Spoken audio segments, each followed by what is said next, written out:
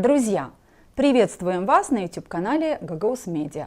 Это проект «Единомышленники», и здесь, как вы знаете, мы ведем дискуссии по самым разным вопросам, обсуждаемым в нашем обществе. «Все течет и все меняется», сказал великий мыслитель, и так оно и есть. Проходят дни, меняются обстоятельства, происходят разные события, которые так или иначе меняют каждого из нас, или, по крайней мере, меняют наши взгляды на то, что происходит. Но неизменным, как нам кажется, пока еще остается одно – напряжение в молдавском обществе. И с этим надо что-то делать. Вот мы в студии единомышленников ведем дискуссии по самым разным вопросам для того, чтобы помочь и нам, и тем людям, которые по ту сторону экрана, разобраться в тех процессах, которые проживает наша страна. Молдове нужны единомышленники. Мы здесь ради этого, и вас, друзья, просим присоединяться к нашим дискуссиям. И неизменная наша просьба к вам. Пожалуйста, ставьте лайки под нашими видео, если они вам нравятся, и поделитесь с друзьями. Да-да, сделайте именно это, потому что именно это позволит расширить круг людей, которые участвуют в наших дискуссиях. Да, по поводу участия. Пишите свои комментарии, присылайте нам свои вопросы и даже предложения, с кем вы хотели бы, чтобы в нашей студии мы повели дискуссии. Мы будем изучать ваши предложения и, безусловно, на эти темы будем говорить. Ну а пока оставайтесь с нами, конечно, потому что скоро начинаем. Мы все хотим достойных условий жизни. Мы все хотим качественной медицины. Мы все хотим хорошие дороги и коммуникации. Мы все хотим высокие зарплаты и пенсии. Мы все хотим, чтобы работали законы. Мы все хотим лучшего для Молдовы, и это нас объединяет. Значит, мы единомышленники. Здравствуйте, друзья! Сегодня в нашей студии, в студии проекта «Единомышленники», гражданский активист Сергей Чернев. Сергей Чернев – гражданский активист. С 2006 по 2013 годы председатель Вулканежского района. В 2015 и в 2023 годах баллотировался на пост башкана Гагаузии. Депутат Народного собрания Гагаузии 3, 4 и 6 созывов. В 6-м созыве занимал должность председателя постоянной комиссии Народного собрания Гагаузии по делам молодежи, спорту и туризму. Образование. Кишиневский государственный университет, специальность юрист. Академия публичного управления Молдовы. Здравствуйте, добро пожаловать в нашу студию. Здравствуйте. Я понаблюдала за Сергеем Афанасьевичем. Вам не понравилось, что мы вас представили как гражданского активиста? Знаете как, никогда я себя гражданским активистом не считал. Я как бы патриот своей страны, патриот своей родины. Гражданский активист, я думаю, это название надо заслужить. Знаете как, вот я, по крайней мере, пока таким себя как бы стараюсь быть. А мы можем объяснить, почему мы приняли решение представить вас как гражданского активиста, потому что вас очень часто можно услышать, когда вы не занимаете никакую должность, а вы сейчас в данное время в том числе не занимаете должностей в государственных каких-то структурах, вы всегда высказываете свою точку зрения на все, что происходит в автономии, в стране. И, в общем-то, это делают по обыкновению люди с активной гражданской позицией. И вы, или правильнее, мы вас воспринимаем таким, поэтому не обижайтесь, давайте начнем. Нет, я не обижаюсь. Гражданский активист. Если с такой точки зрения я под этой критерии подхожу. Да, я как раз хотела сказать о том, что у нас в Гагаузии многие следят за событиями, происходящими в автономии, но очень редко кто публично высказывает свое мнение. И начнем мы нашу встречу, мы предложим вам прокомментировать следующее. В 2023 году исполнительный комитет Гагаузии принял программу развития автономии, который дал такое вот громкое название «Край мечты». Эта программа должна быть реализована за 4 года, и она предусматривает привлечение инвестиций за первые 2 года 500 миллионов евро, дальше больше, наверное, и реализацию разных инфраструктурных проектов, в том числе и строительство аэропорта. 2 года прошли. Чувствуете ли вы, что автономия движется вот в этом запланированном направлении, к краю мечты? Знаете, вернее, эту программу я назвал «Крах мечты». Вот так. То, что обещал Шор, он, я вам скажу, просто купил электорат, который верит, извините мне, ушами, как бы вот голосует ушами. Вот так вот получается. Мы сейчас на этот момент, вот на этот год я смотрел бюджет, мы имеем минус 15 миллионов, то, что вот 15 миллионов всего лей запланировали на капвложение.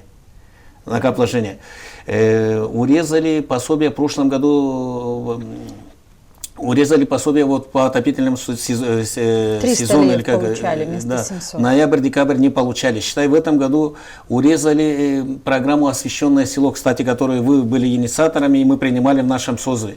Вот так. И мы потихонечку сейчас придем к тем временам, когда ночью не будет работать освещение. И это за собой сразу повлечет взрыв преступности. Вот я говорю то, что вам сегодня говорю.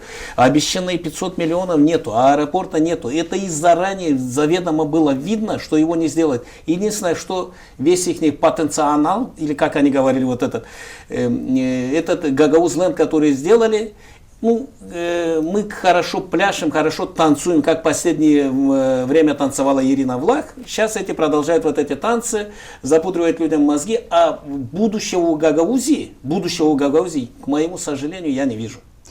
Ну, смотрите, когда вы говорите о Гагаузленде, это программа минимум, наверное, из всех этих обещаний, которые были посвящены краю мечты, скажем, да? Потому что нет аэропорта, нет 7 тысяч или даже хотя бы какой-то части рабочих мест, которые тоже были обещаны. Но ведь то, что нет аэропорта, но не было аэропорта, построено обещанного Ириной Влах. Мой вопрос к следующему. А может быть, люди наши настолько привыкли, что им обещают невозможное, и люди спокойно закрывают глаза, что политик ушел от нас, закончил свой мандат, не выполнил свои обещания. Мы не спросили. Так и Шорс с Евгением Гуцул знали, что можно наобещать что угодно, можно не выполнять свои обещания. К чему это может привести? Когда нам обещают, и мы не следим за тем, что в результате выполняется. Это, как сказать, неграмотное политическое общество. Вот я говорю, то, что мы сегодня не спрашиваем с наших... выходит, я был в Народном собрании и говорил, обязательно политик должен отвечать за свои обещания. Разделили образно, пришел Башкан, на 4 года разделили, ты обещал вот это сделали. В течение года ты должен сделать программа минимум, программа максимум. 2 года ты практически уже должен сделать 50-60% из своего обещанного. Вот так вот. И в этом случае народ должен с него спрашивать. И этого Башкана гнать в шею. Не надо искать кто-то, кто тебе помешал в этом делать. Ты обещал, ты сегодня обязан сделать. И это просто получается неграмотное политическое общество, с которым пользуются вот эти партии, которые приходят на нашу территорию. Плюс Шор, естественно, он подкупил пост Башкана, я тогда говорил и сейчас утверждаю, это купленная должность, купленная Шором для госпожи Гуцул. Скажите, вы говорите о том, что общество не готово предъявлять требования. Народное собрание Гагаузии заслушало за это время отчеты, может быть, оно готово спросить? Где вы видели народное собрание? Народное собрание больше половины стоит на зарплате у Шоры, которую получает через Константинова. Но когда вы делаете такие заявления не только в этой передаче, в этом выпуске сейчас, но вы об этом говорите на других каналах, у меня все время возникал вопрос, откуда вы это знаете? Откуда эта инсайдерская информация, которую вы всегда заявляете, как будто вы заявляете, и мне очень часто кажется, или не кажется, а так оно есть, вы первые говорите то, о чем в Гагаузии потом либо находится подтверждение, либо не находится. Откуда у вас эта информация? Кто вам докладывает? В большинстве случаев находится информация. Знаете, как я очень много общаюсь с населением, общаюсь с политиками, езжу по стране. И просто это уже в дальнейшем, когда ты имеешь со всех сторон информацию, это простая аналитика. Анализируешь ситуацию и наперед уже предвидишь, что будет в дальнейшем в Гагаузии. Ну вот как ваше утверждение, что большая часть депутатов на зарплате у Шора? Ну, послушайте, вот я говорю, был в один момент, что у нас получилось, хотели снять Константинова, вроде нашли большинство, вроде это, и что получилось в оконцовке? Быстренько все это утихло и ушло на второй план. Почему? Потому что поехал Константинов в Москву, к Шору, взяли там какую-то дивиденды, пришли здесь, раздали, и это протестное движение тут же и закончилось. И тут даже сказать... Я говорю открытым текстом, когда надо было поддержать, после башканских поборов, надо было поддержать Гуцул. Единогласно надо поддержать, чтобы все кандидаты поддержали госпожу Гуцул. 2 человека только... Все депутаты вы имеете в виду? Нет, кандидаты в Башкана. Только 2 человека не взяли у Шора деньги. Это я и господин Чимпаеш. То есть башканская выборная кампания имела подкуп. Да, имела очень большой подкуп. Кандидатов в Башкан. Да, кандидаты Башкана. И когда, помните, один кандидат вот сюда выходил и грудь бил около суда, это наш избранный Башкан, это Евгения Гуцел, мы не дадим ее, мы поднимем всю Гагаузию, вытащим сюда тысячи людей, защищать нашего закона. Вы говорите о Николае Дудоглу. Да, который перед этим, за день до этого выступал, что был беспрецедентный подкуп и выборы надо отменять.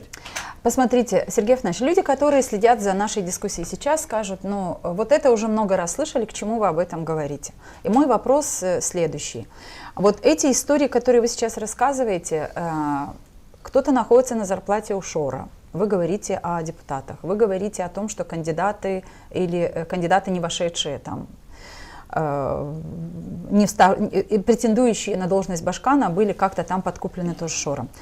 К чему мы задаем эти все вопросы? Что происходит в Гагаузии почти 2 года спустя, когда власть получила власть, мы, автономия, избрали Башкана, человека, который не умела управлять, потому что у нее нет никаких бэкграунде, ее каких-то таких не навыков, а мест работы, где она могла бы проявить, и публично мы могли бы увидеть, что да, этот человек пришел там, поработав в той-то должности, в этой.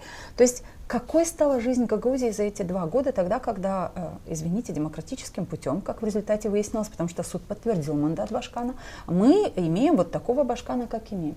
Можно коротко ваш анализ? Вот мой анализ. Чего стало больше, чего стало меньше в жизни автономии вот за это время? Жизнь автономии стала намного хуже.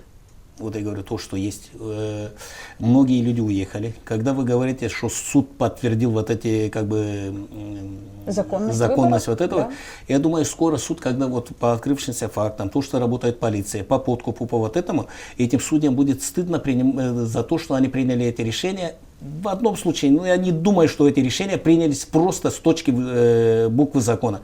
Почему? Потому что я, когда подал на госпожу Гуцул, что неправильные выборы, 8 часов я подал заявление в суд, в 8:03 мое заявление было у Шора на столе в Израиле. В 8:05 Шор начал давать указания. Откуда у вас эта информация? С первых рук. Скажите, закончились выборы башканские, закончились выборы президента страны. Подкуп на этом завершился? Нет. Подкуп не завершился, и он завершится подкуп после парламентских выборов. До парламентских выборов будет вот такой подкуп, сетка Шора будет работать. У нас сейчас не секрет. После сейчас госструктуры, госчиновники, многие получают дополнительную зарплату от Шора. Многие. И люди, которые работают в госструктуре, включая многие садики, учителя, все получают зарплату от Шора. Это будет длиться до парламентских... А как они получают эту зарплату? Кидают на карточки. Кидают на карточки деньги, и вот они получают вот эти, получается, 100 евро, или как они получаются в России, им кидают на карточки через банк, и здесь им их обналичивают. Уже сделали систему, которая обналичивает эти деньги. Я не могу раскрывать все скобки, которые есть. Нет, меня все-таки вот что интересует. Вот пройдут парламентские выборы, да? Допустим, они пройдут с результатом, который, ну, удовлетворит Шора. Что будет дальше с Гагаузией?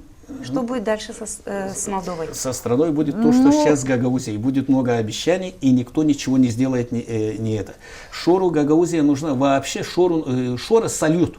Вот я вам говорю, после парламентских выборов Шора сольют. Кто сольет? И почему? Его хозяева. Кто его хозяева? Ну, я не хочу это озвучивать, я говорю, его хозяева Шора сольют. Сольют, вот я вам говорю. Почему? Потому что Шор очень много знает и очень много говорит. Почему это будет до парламентских выборов? До парламентских выборов нужен какой-то результат на парламентских выборах. Если проиграет парламентские выборы левый толк, то значит больше финансирования не будет. Даже если он и выиграет, опять финансирования не будет. Левый толк сейчас пытается поднять, опять же их хозяева, пытаются собрать под одно крыло. И левый фланг возглавит господин Стояноглу. У Шора есть пару партий уже и на правом фланге, которые он купил. Задача, минимум, который они должны сделать, они должны всех собрать воедино и собрать 51 мандат в будущем парламенте. Вот такую задачу поставлена Шору. Смотрите, некогда до Гагаузии, до Евгения Гуцул, до смены Башкана в автономии, в Молдове знали, что есть Аргееве, и в Аргееве какая-то там, дескать, бурная, как выясняется сейчас, деятельность самого Шора. Затем об Аргееве сейчас мы ничего не слышим. На повестке дня какое-то время, первый год во всяком случае, была Гагаузия, и все ожидали края мечты. Края мечты, как мы все понимаем, сколько бы мы ни говорили на эту тему, края мечты здесь нет. И не будет. И не будет, ожидать не стоит. Гагаузленд — это программа минимум, моя точка зрения такая, потому что все остальные, ни рабочие места не созданы, где заводы, фабрики, что Ирины Влах, что обещанные Гуцул-Шором, тоже их нет. Но, понимаете, получается, что сейчас Аргеев утих, Гагаузия в общественно-политическом пространстве Молдовы еще обсуждается, потому что, дескать, здесь что-то делается. А вот что делается? Конкретно об этом вопрос сейчас. Буквально на днях, это было вчера или позавчера, презентовали перед исполкомом грейдеры, которые куплены исполком. Евгения Гуцул представляет вот грейдеры купленные, еще какая-то там техника для дорожного учреждения. А в результате выясняется, что это все куплено за счет бюджетных денег. Так как мы в Гагаузии, прямой вопрос вам, как человеку, который 3 созыва подряд работал депутатом, был в законодательном органе, постоянно следите за тем, что происходит, и высказываетесь открыто. Как мы дожили до того, что приобретение на бюджетные деньги в автономии, то есть это деньги налогоплательщиков, всех, кто голосовал, не голосовал за этого Башкана, всех, кто работает сегодня в Гагаузии, платит налоги, вот купленные за наши деньги единицу транспорта презентуют как самое большое приобретение, которое приобрела Гагаузия, и в этом заслуга Башкана. Как нам с этим жить? Что мы будем с этим делать, Сергей Афанасьевич? Знаете, это как бы коллапс назвать, это более как бы ничто не сказать. Но людям это нравится. Людям это не нравится. Власть, послушайте, пожалуйста, власть не состоялась. Власти нечего бы говорить, нечего показывать. И они купили один грейдер, и как вот это сделали Гагаузленд, пытаются замазать людям глаза, создавая видимость работы. Ну, вы среди людей же ходите в Волконежных. Вы же слышите, что люди говорят. Разве люди не говорят, а ей мешают работать? Ну, послушайте сюда. Она бы сделала больше. Грамотно работает пиар-компания у них. Вот они сегодня ничего не делают. Вот знаете как, я когда-то говорил с Дьяковым. Дьяков старый лис, я был свидетелем разговора, когда он говорил с Плохотнюком. Я просто присутствовал там случайно. И он говорит Плохотнюку, обещай вот это делать. Плохотнюк, слышь, говорит, как обещай? Я, говорю, если я обещаю, я должен это сделать. Да, говорит, не надо это делать, потом найдем козла отпущения и спишем всех на этого. Понимаешь? Вот так и действует Шор. Шор с госпожой Гуцул. И Гуцул, вот у меня, конечно, как бы, если у нас будет работать судебная система, как положено, судить с точки зрения закона, то Гуцул будет сидеть за все. Слушайте, если бы судебная система работала, наверное, за все те и уголовные дела, и многое другое, о чем говорится в нашем государстве, наверное, уже давно заимели бы какие-то результаты. И Башканом она, наверное, бы не стала. Вот, соседняя территория Румынии. Тоже упустили. Что там получилось? В один момент упустили вот эти СМИ, как работали телеграм-каналы, как отработало все вот это. Но за этим невозможно следить, вы согласитесь. Послушайте, все возможно, если хотят. Я говорю, вот яркий пример Плохотнюк. Подымался более 6 мандатов, Шор подымался при этой планке. А почему не Плохотнюк имел бы 10-12 мандатов имел. Кто правил страной? Если было бы у Плохотнюка 63 мандата, вы скажите мне, что бы было?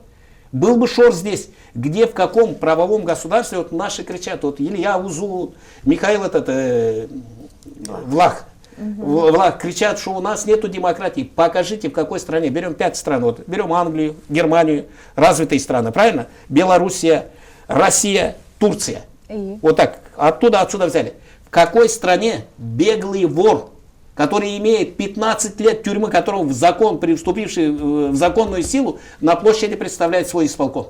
Где бы это было? Вот покажите, какой президент в этой стране допустил бы, какое правительство бы допустило бы это у себя на своей территории. И мы говорим, что у нас нет демократии, да у нас переизбыток демократии.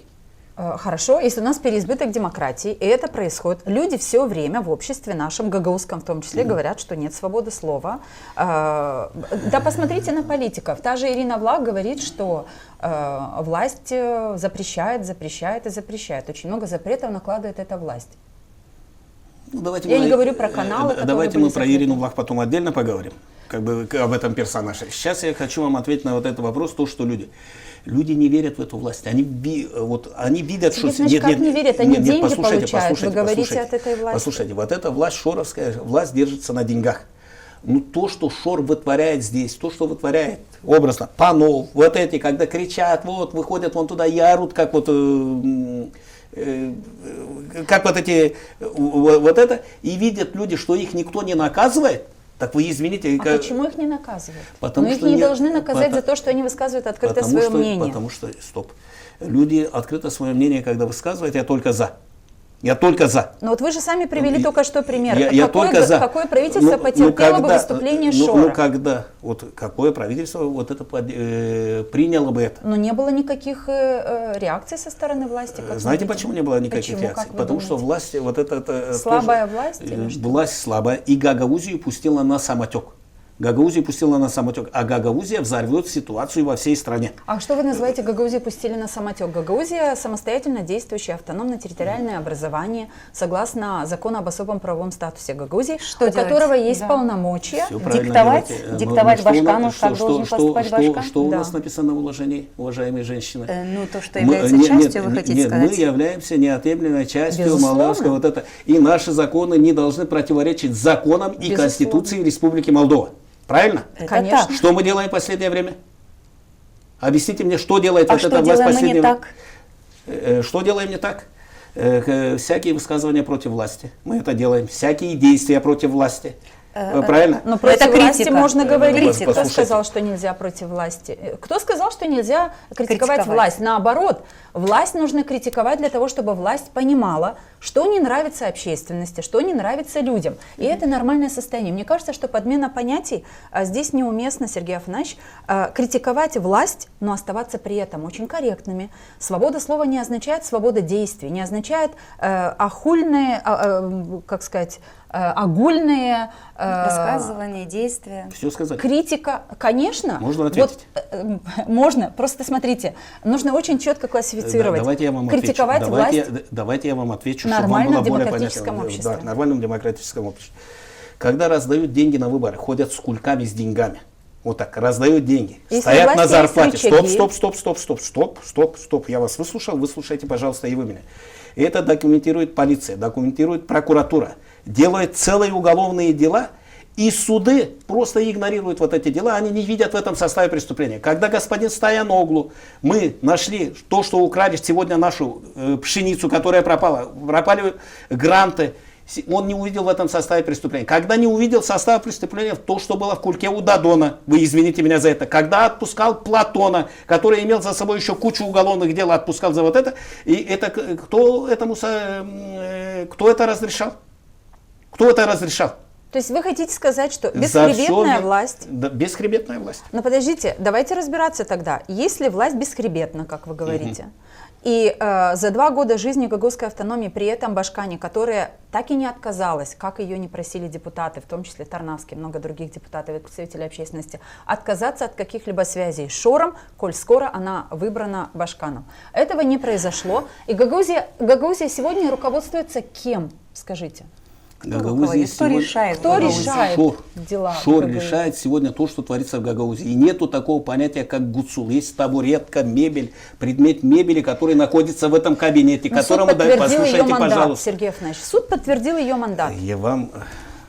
Стоп. Я вот так скажу. Вот. Некоторых судей имеют имущество, где-то оценивается порядка 10 миллионов долларов. И что? И что? Этот судья работал только на государственной должности, жил на одну зарплату. Смотрите, это чья проблема? Проблема государства и проблема тех органов власти? Вот послушайте, пожалуйста, вот мы сейчас приходим к тому, что вы хотели услышать.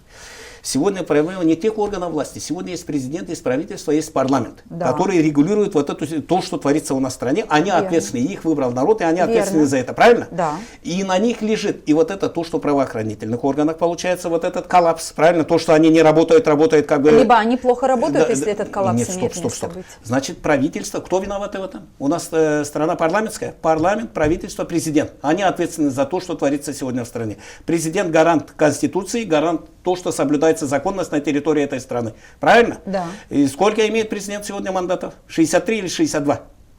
Ну, Ихняя партия. Да. Вот так вот. И сегодня начали проводить эти реформы. Почему они не дошли до этого?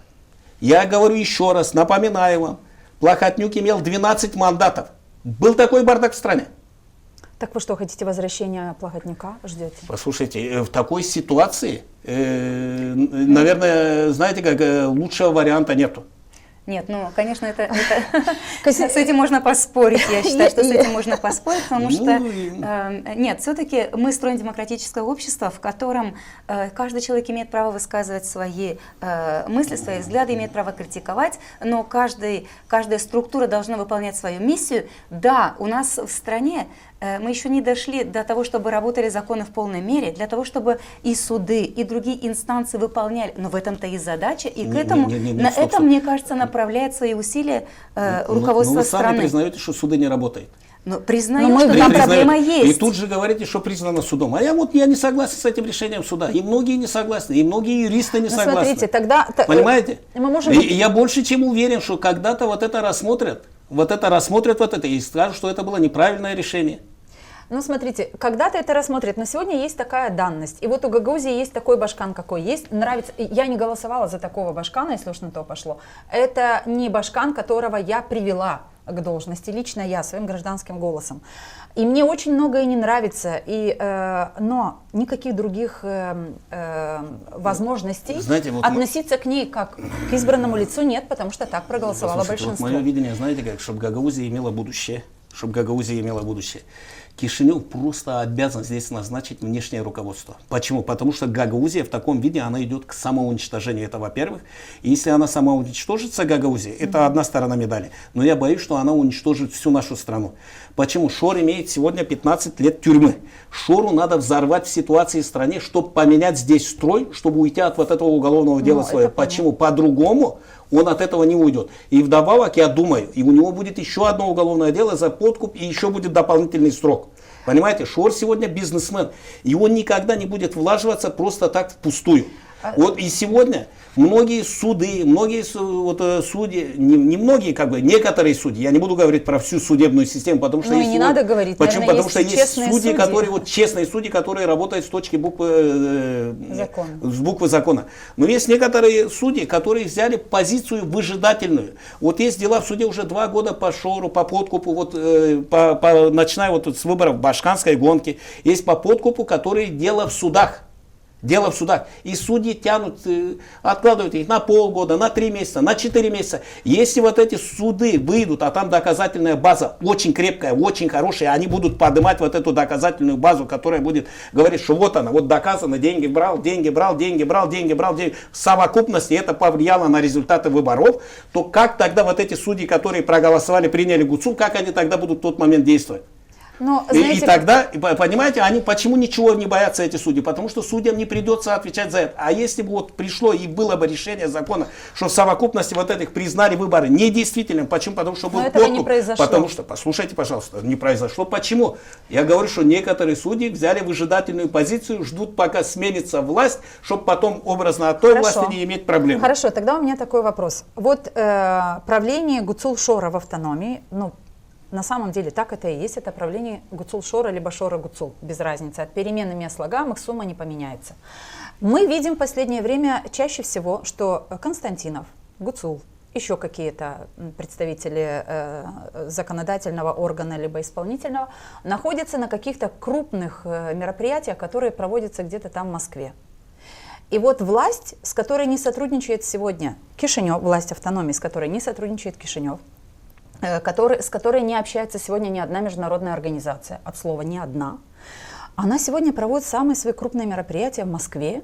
И все то, что происходит в Москве, это все очень нравится гражданам нашей страны, и нравится, не гражданам всей страны, может быть, но жителям автономии это уж точно, потому что все принимают это за чистую монету яркой, бурной и эффективной деятельности Башкана, исполкома и Константинова. Вот недавно мы видели фотографию, так же, как и все жители могли видеть фотографию, на которой была подписана так: подписание соглашения по оказанию помощи, гуманитарной помощи с зерном, и фонд Евразия, и Шор предоставят Гагаузии вот такую помощь. И вот подписывают один протокол с российской стороны один человек, и подписывает этот протокол и Константинов, и Гуцул.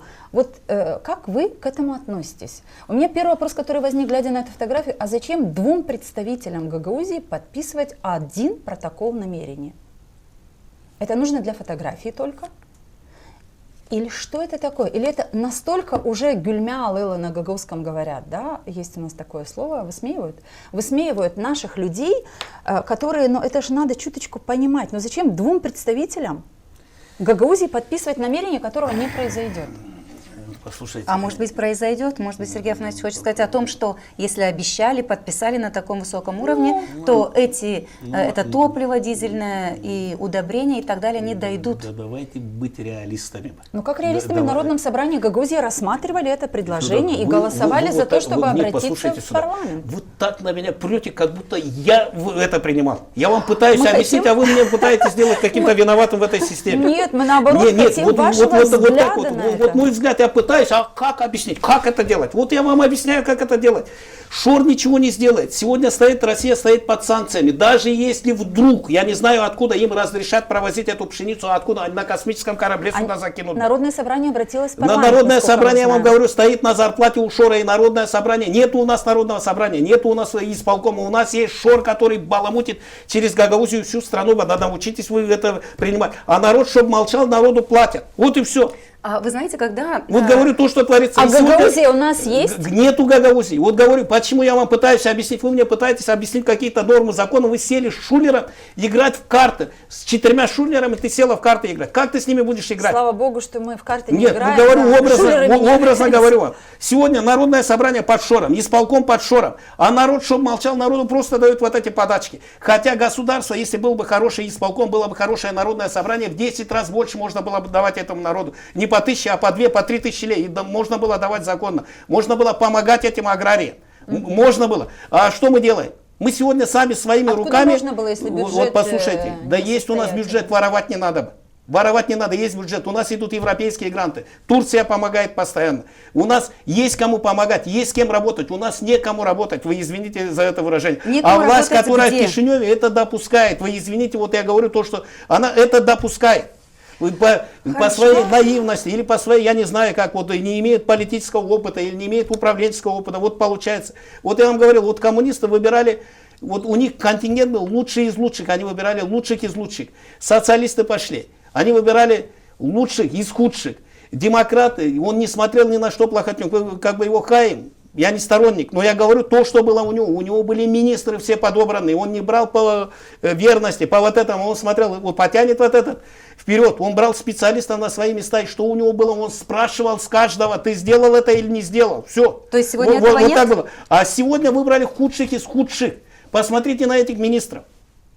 Посмотрите, я не спорю, может они грамотные, они хорошие ребята, может умные ребята, но тут должен быть управленческий опыт, ты должен понимать, что делать в этой ситуации. То есть, правильно ли я Стоп, дайте я вам скажу, а то получается вы меня на интервью, больше вы говорите. Говорите, пожалуйста. Вот, и то, что получается, если этот министр на своем месте, нам сейчас, у нас очень хороший работящий народ, умный народ, я считаю, вот молдавское общество, очень умное общество, хорошее общество, мы умеем работать, мы в любое место, куда нас не закинь, мы там открываем свой бизнес, мы все делаем. Понимаете? Тут не надо мешать работать, надо чуть-чуть посмотреть вот таможенную систему, налоговую систему, дать ребятам вот сегодня, чтобы развиваться, а не стоять с дубинкой и бить его по башке. И для этого должен работать законодательство, должно работать, чтобы в этом направлении, чтобы помогать.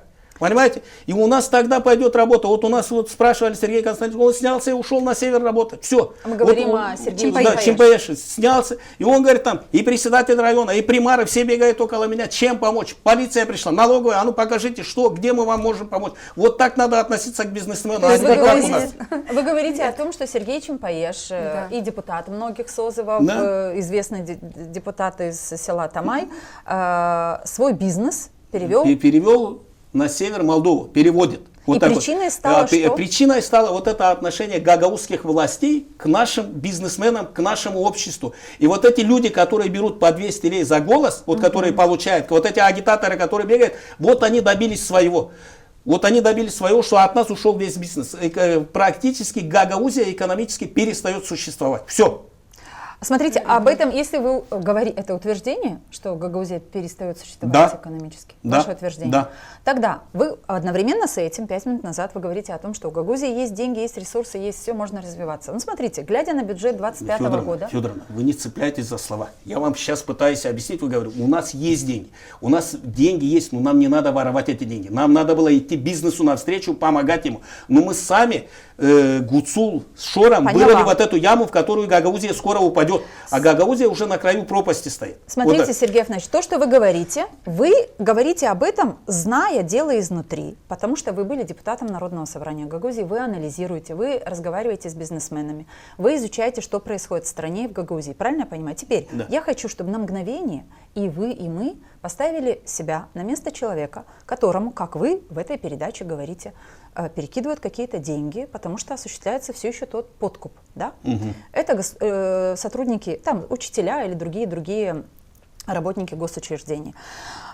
Эти же люди, это люди, которые должны быть возмущены тем, что власть с бюджетом не справляется, плохо управляет автономией. Людей успокоили вот этими переводами денежными, люди не возмущаются. Следовательно, все, что вы говорите, я думаю, что я-то точно, Лена Федоровна уверена, что то же самое, с вами невозможно не согласиться в том, что дела обстоят именно так, как вы сейчас рисуете. Но люди не чувствуют, что в автономии происходят страшные вещи, которые могут...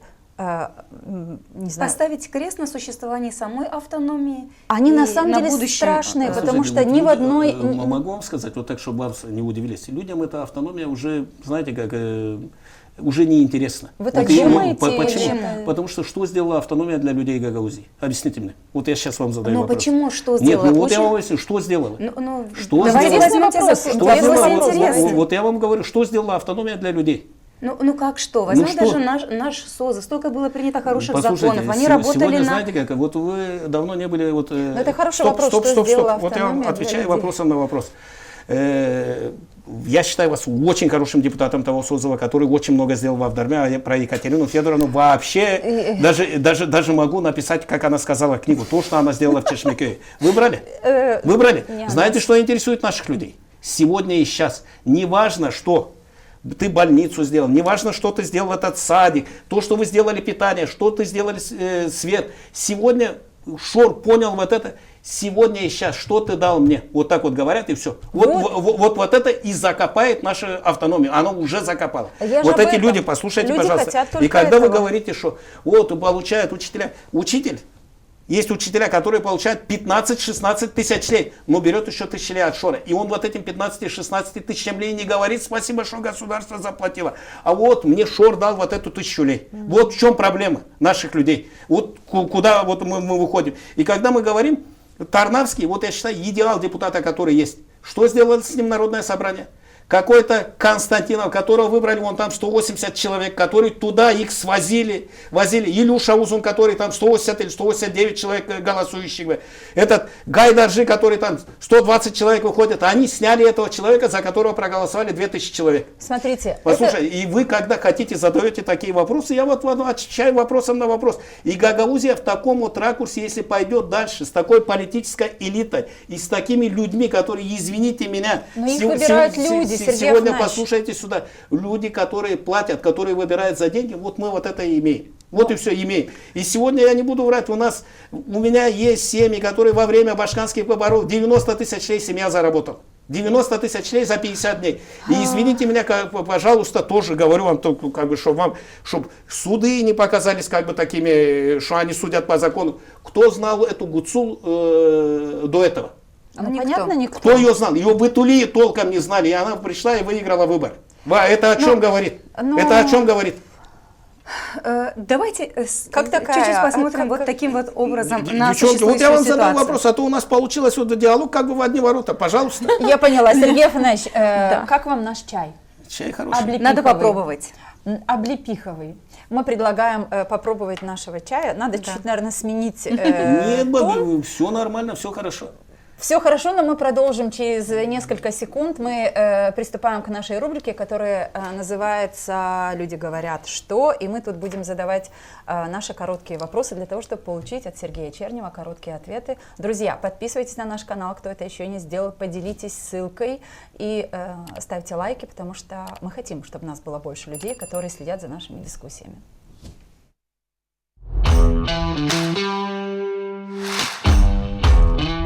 Люди говорят, что...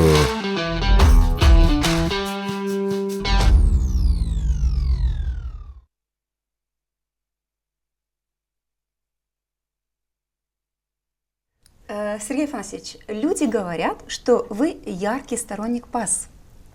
Вранье. Почему? Никогда я сторонником ПАСа не был и сторонником никогда я не буду. Я сегодня сторонник своей страны, нейтралитета и независимости своей страны. Вот так вот.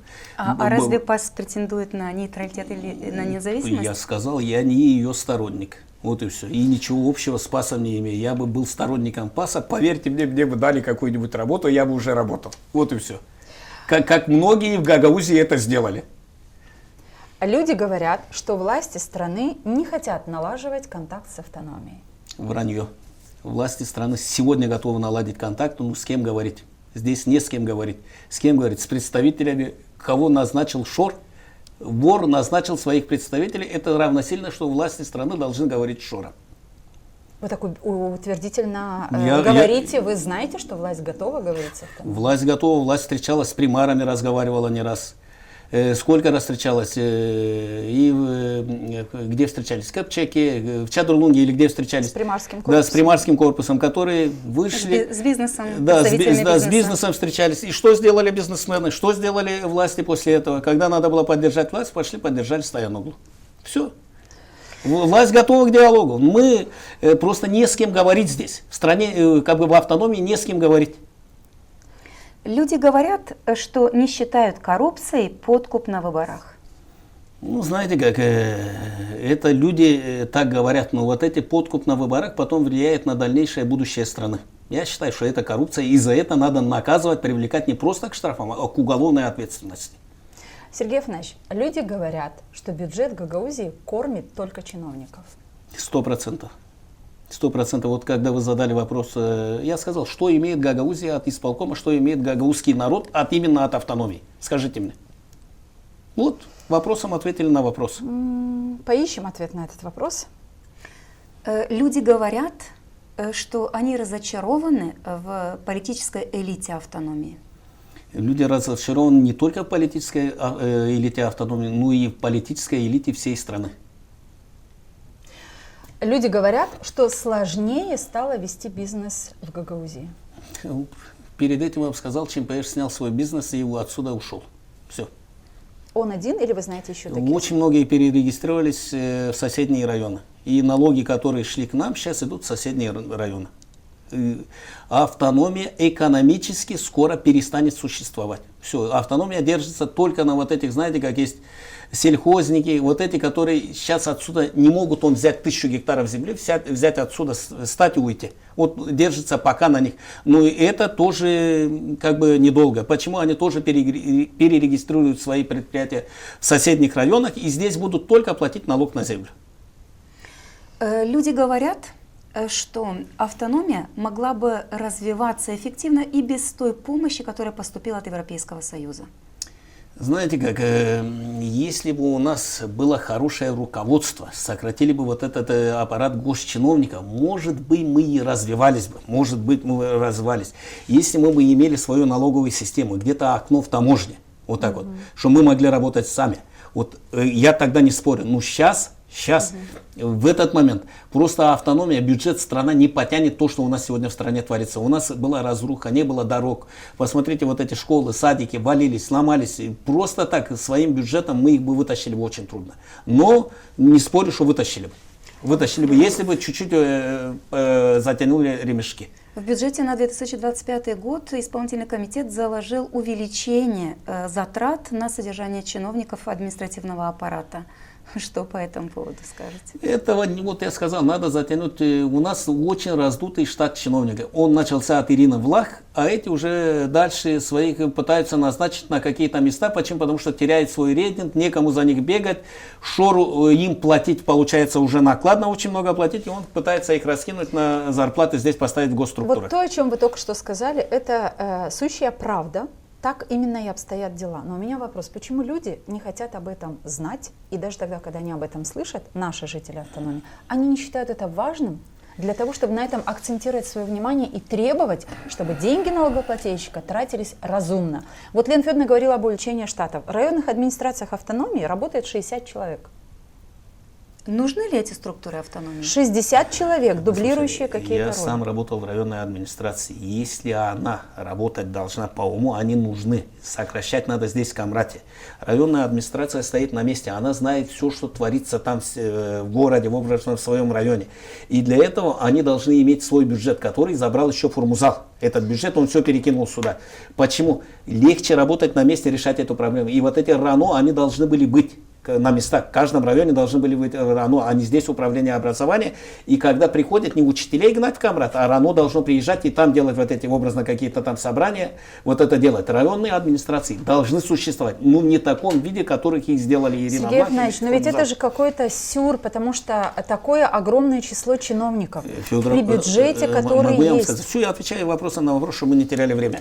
Знаете как, я работал председателем района. Я, будучи председателем района, я привлек тогда по тем временам где-то миллионов 5-6 евро инвестиций. Вот это председатель. И вы посмотрите, то, что у нас там было образно 12, 13 или 15 человек работали, на вот этот объем денег, я думаю, математика в нашу пользу. Почему сегодня именно возникает этот вопрос? Потому что мы видим, что и при Влахе, и при нынешней власти районные администрации, они просто работают не на свой район, не на нужды. Они обслуживают интересы башканов. Подбор кадров и подбор. Почему у нас Формузалом, кто подбирает кадры в районной Формузалом у нас администрации? началась вот эта конфронтация? Потому что меня в Кишиневе принимали и знали больше, чем господина Формузала. Меня в Турции принимали больше, чем принимали Формузала. И я с Турции привозил намного больше инвестиций, чем привозил Формузал. Вот у нас и пошло конфронтация, которую Формузал уже увидел конкурента на будущее. Давайте поговорим еще о том, как правильно, неправильно, но все-таки распределение бюджетных средств автономии и на общественную компанию ГРТ. Я на днях просматривала что-то там в интернете, и, знаете, на мои глаза попалось видео, где вы были на ГРТ, это был прошлый год, и вам предоставили реплику. Право реплики 12 секунд или 7 секунд? 1 минута 15 секунд, если я правильно помню. Смешно, но все же. Я не знаю, как трактовали закон тогда, когда определили для вас 1 минуту 15 секунд. Неважно, за это пусть отвечает общественная компания, меня интересует другое. Как вы думаете, как так могло получиться, мы уже все увидели, что общественная телерадиокомпания, которая почти 12 миллионов леев администрирует, представитель Шора и работает сегодня как рупор Шора, общественная телерадиокомпания. Как мы до этого докатились и почему нам, депутатам Народного собрания Гагаузии, гражданам, никому не интересно, почему на наши деньги рупор работает и вещает то, что угодно одному политику, который сбежал из нашей страны, потому что у него есть дела с юстицией. Федоровна, мы крутимся вокруг одного и того же. Я говорю, Народное собрание под Шором, исполком под Шором, а народ, чтобы молчал, ему платят. Вот и все. Ну, значит, это безвыходно? Да. Значит, все, что вы сейчас говорите, уже говорю, несколько 40 раз... тысяч населения стоит на зарплате у Шора, получает вот эти дотационные 40 деньги. тысяч населения. Да, 40 тысяч в Гагаузии только. По всей стране более 150 тысяч, которых выявила полиция. Откуда у вас эта Я информация? считаю, официально выступила госпожа Санду, 150 тысяч, 40 тысяч, из которых в Гагаузии. Ну, я не Хорошо, слышала, если мы... И говорю, в этой ситуации любые выборы в течение 3, 4, 5 лет, вот я вам говорю, будет выигрывать Шор. Он поставит, вот я говорю, вот извините меня, вот извините, вот я говорю, вот я извиняюсь очень перед своим народом, то, что я сказал, ну поставят осла, Шор поставит осла, заплатит деньги и выберет его. Вот что вы знали. Как раз таки я хотела вас спросить, нас же в этом году ожидают не только парламентские выборы, но и выборы депутатов Народного собрания Гагаузии. Они И должны Александр случиться. Григорьевич и Михаил Николаевич Железогло, они инициативой зарегистрировали инициативу о проведении выборов в депутатов Народного собрания Гагаузии в ноябре этого года. Вы считаете, что эти в ноябре прошлого года 2025 года должны пройти выборы в Почему? Народное собрание Гагаузии? Этого нового 2025 год. Заканчивается мандат этого состава Да. Народного собрания. Стоп. У нас мандат, когда было выбор председателя Народного собрания, когда был выбран, по-моему, 4 февраля. Почему вы начинаете отсчет С момента избрания спикера и Я сейчас вам формирования. объясняю, почему я начинаю. Почему? Потому что они трактуют закон двояко. Один закон они принимали, Александр было Григорьевич всегда. мне так объяснил, что следующее воскресенье после выборов или как признанием судов мандатов, вот этих как бы получается, что есть 18 мандатов, Народное собрание легитимное, значит следующее Может воскресенье работать. уйти от вот этих виляний. А по одному у нас мы считаем, что Народное собрание дееспособно только после избрания председателя Народного собрания и рабочих органов президиума. Также у нас вот так, где-то в уложении так. Как удобно. Да, как удобно. Если у нас выбрали, если я не ошибаюсь, в 2025 году, сейчас будет 4 года, 4 или какого февраля выбрали Константинова. Константинова выбирали 2 месяца, по-моему, вот так вот. Ну да, это был долгий процесс. Да, долгий мы за ним процесс, пока не следили, вмешался да. Кишинев, не помог ему стать. Константинов стал председателем. И Ну, они еще и считают, что дебри, еще и Кишинев помог стать. плюс по уложению, вот мы были депутатами Народного собрания, плюс 3 месяца с этой даты можно еще потянуть. Да. Но, Это минимум, который потянут. Минимум, который потянут. Ну, у нас, помните, наш Тозов тоже тогда, Ирина, это им нужны были выборы. Почему? Потому что они весной видели, что выборы проиграют, и они потянули их на осень, туда ближе к парламентским, и они сделали свое дело, как им надо, чтобы была одна агитация, была одна трата денег. Я думаю, Константинов тоже сделает так. Константинов, как бы, ну, может, это чуть-чуть сарказмом, но, наверное, хочет уйти в мир иной действующим председателем Народного собрания, чтобы некролог был красивый. Ну давайте без Нет, вот этого, я Сергей ничего, я Ахмедович. желаю ему счастья и здоровья, долгих лет жизни. Смотрите, мы за корректное, мы за очень корректно. И даже Федоровна, тогда, когда мы иронизируем и... Федоровна, я с иронией говорю, Ну, но давайте сегодня это аккуратно. посмешище, сегодня Гагаузии, то, что сегодня творится в Народном собрании, то, что творится в исполкоме. Да, вы можете говорить посмешище, вы можете Да. говорить, Ну, высказываться корректно. вот я Главное, говорю, что... и по мне, они будут вытягивать по максимуму то, что сможет Константинов. Почему? Потому что Константинов понимает, на следующие выборы на него ставки не будет. И он не сможет купить, он шором по деньгам не может Что потягаться. значит на него ставки не будет? Объясните.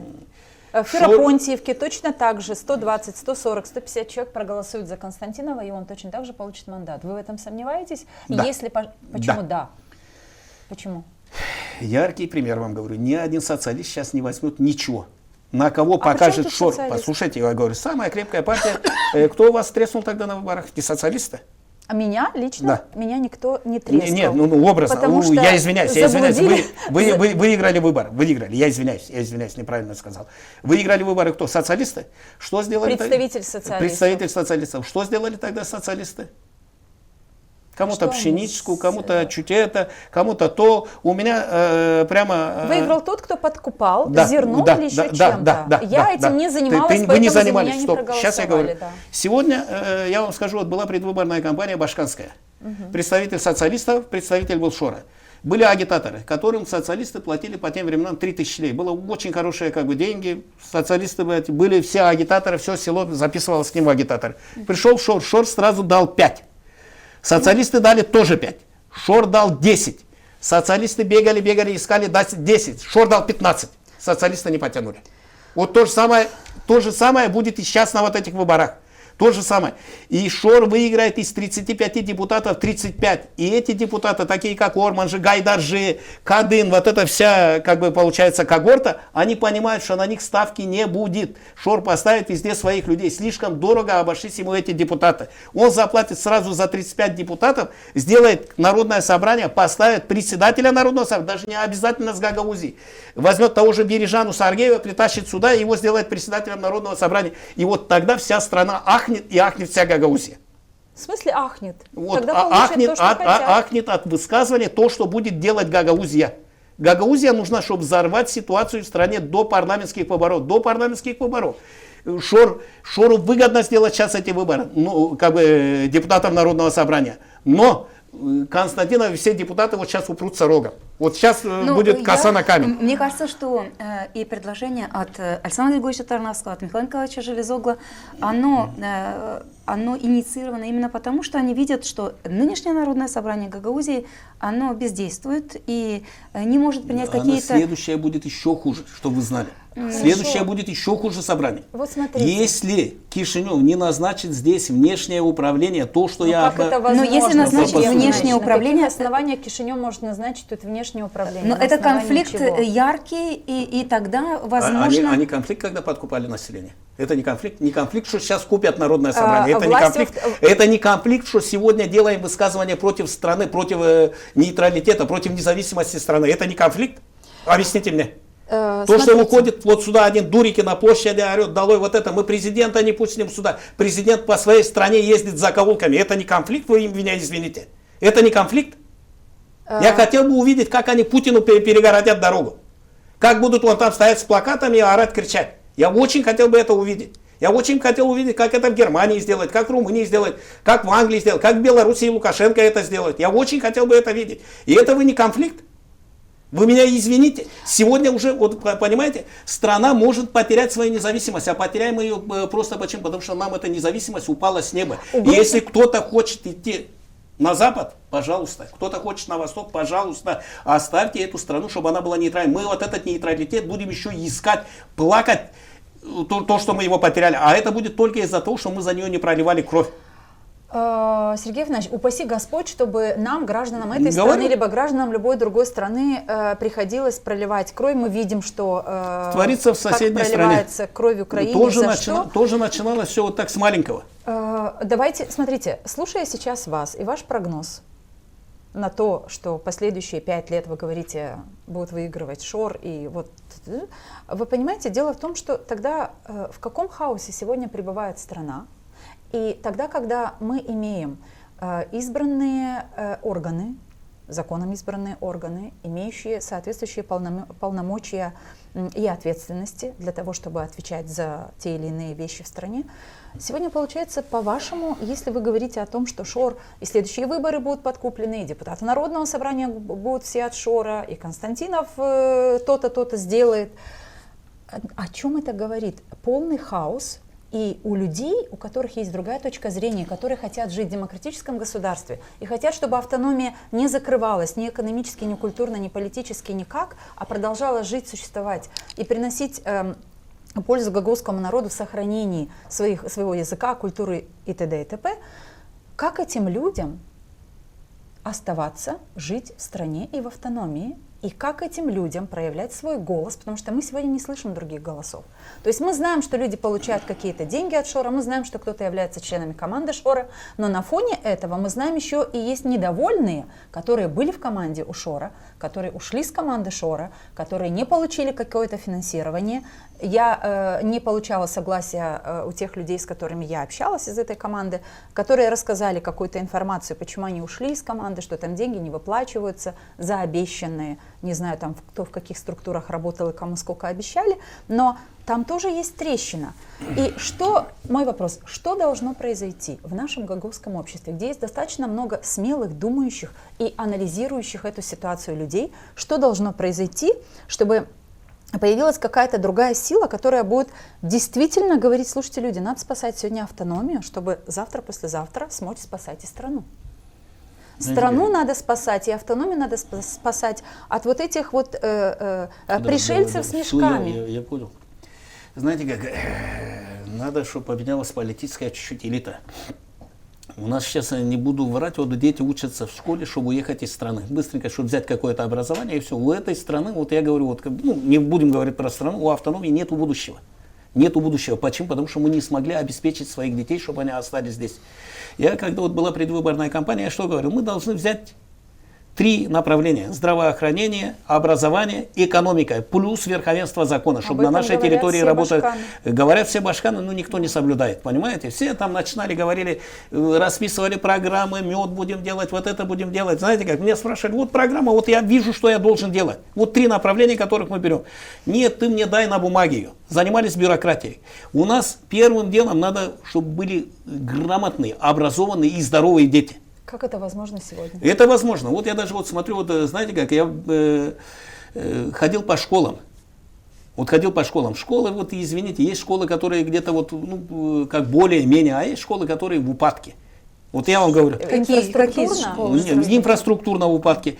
Учительский состав очень старый, все пенсионеры, понимаете? Но это проблема страны. Это не проблема страны, это мы педагогов. должны были в Гагаузии, вот как маленькая автономия, сделать вот этих детей, которые идут вот сюда учиться даже в КГУ, взять вот этих учителей, старых учителей, не должен он в школе Никто преподавать. этим не занимается. Послушайте, он должен преподавать здесь в КГУ вот этих 5-10 самых крепких учителей Гагаузии, чтобы они готовили состав следующих вот этих детей, учителей на будущее. Понимаете? То же самое надо было делать в здравоохранении. И в экономике у нас есть целый экономический как бы вот это отдел. Мы должны были заняться своей экономикой, не бегать за Гуцул там или кем-то, выбираться выборы и как бы получается вот это, а именно должны были заняться своей экономикой.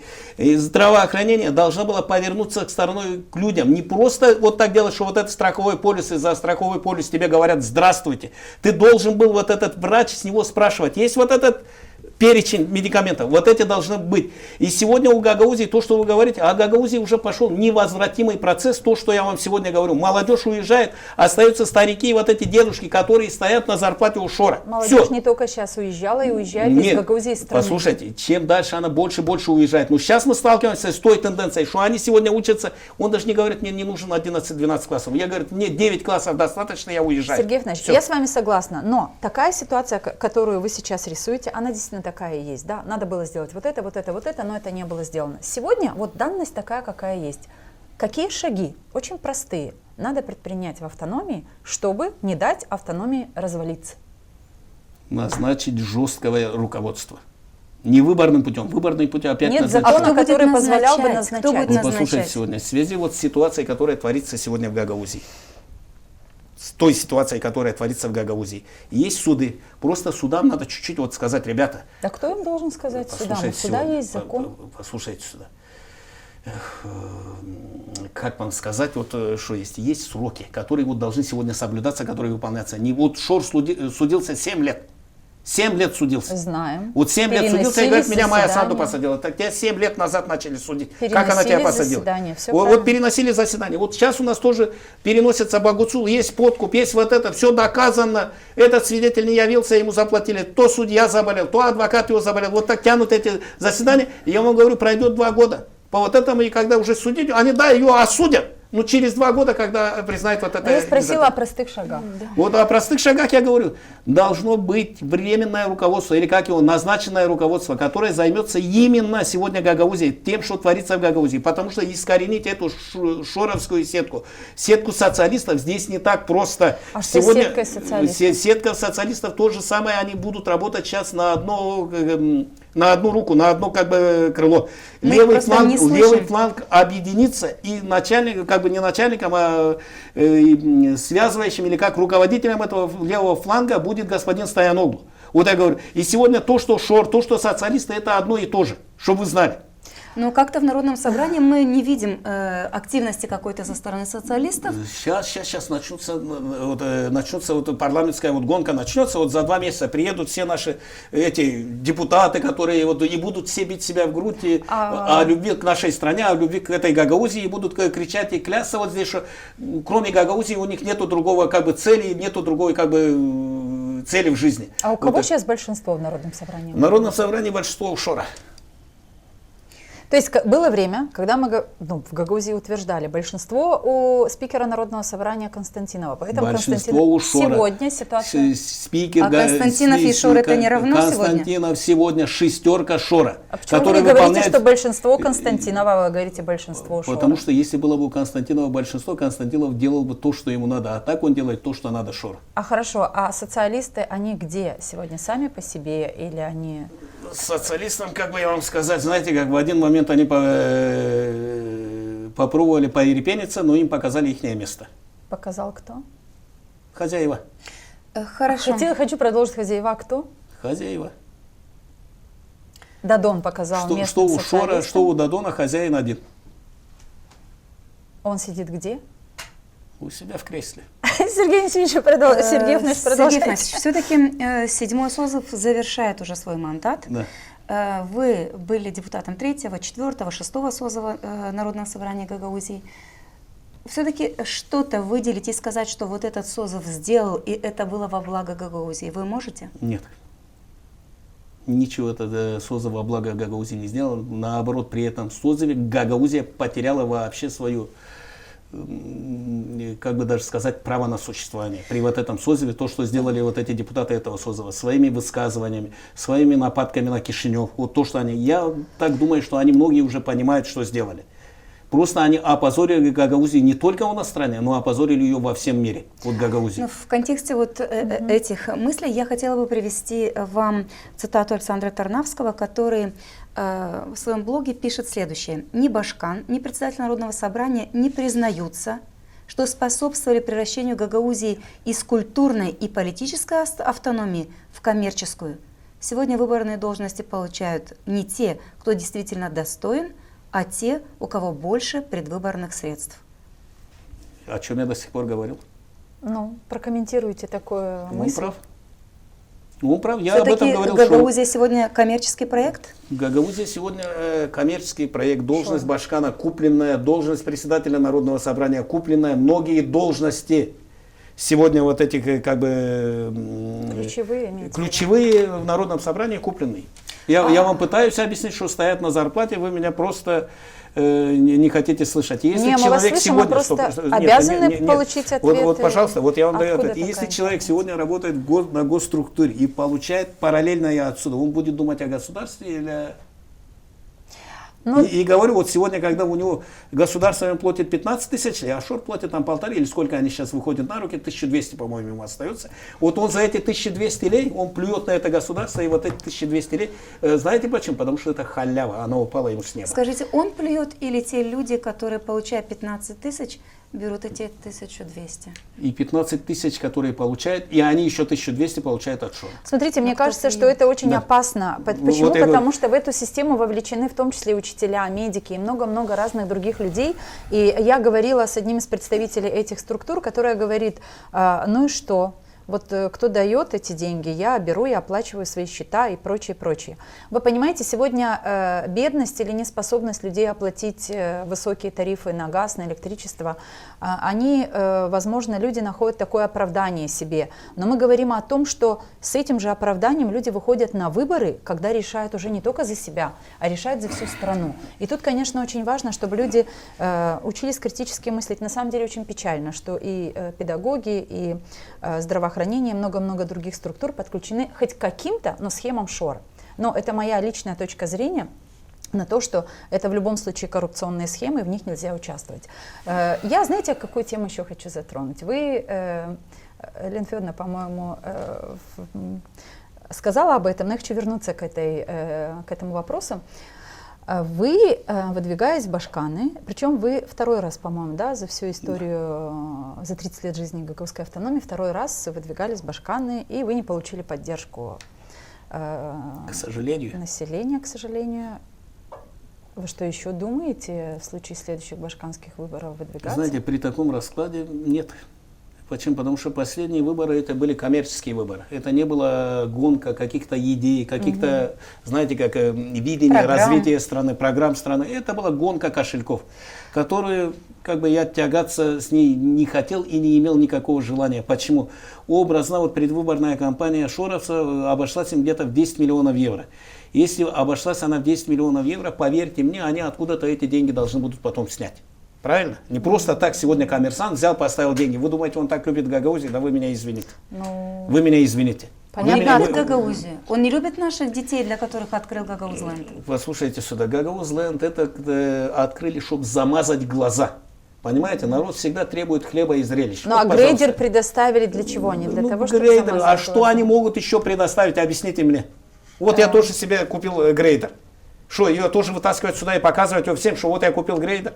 Государство, это кто сказал, вот сегодня, А вы купили грейдер? Куплю.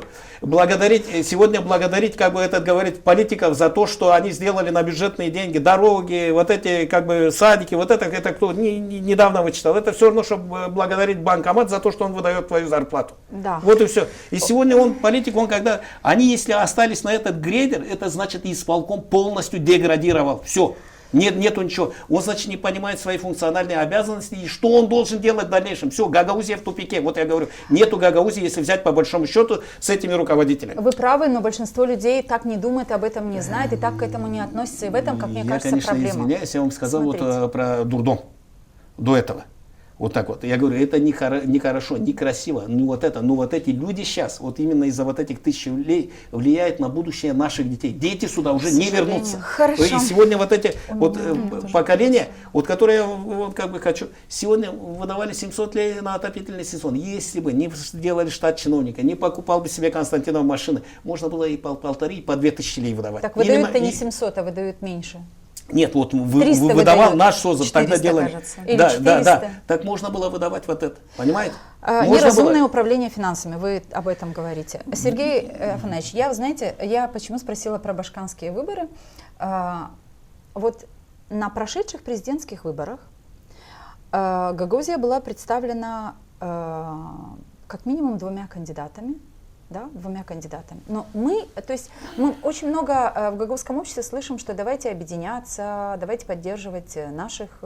Ну вот 2 кандидата в президенты Гагауза. Как вы думаете, во втором туре, почему один из кандидатов, Ирина Влах, не поддержала Александра Стайноглу?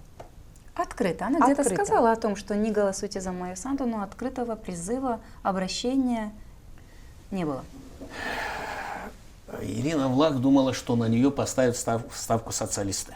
Она кинула социалистов, просто заранее она не подумала о последствиях, что придется баллотироваться на выборы президента. И она была уверена, что ставка будет на нее. И она была обижена на Стайноглу. Почему? Потому что все дрались за гагаузский электорат. Вот и все. Коротко и ясно. И она просто, Ирина Влах, будучи 2 срока башканом, взяла 10 000 голосов. А она взяла вообще бы 3. Вот я вам говорю, то, что она сейчас, вот все эти выборы, вы увидите, что она возьмет. Почему? Потому что... Эти выборы вы говорите о парламентских, а да, она уже парламентские выборы, партию. я скажу, к большому сожалению, вот ее недооценивают. Я вижу, у нее уже сегодня 8-10 мандатов. Единственное, кто работает, она работает, вот Ирина Влах. И даже посмотрите, с тем, как бы, она пиарится на всем. Даже вот когда она себе сломала руку, ну, я тебе говорю, вот Станиславский бы ею гордился.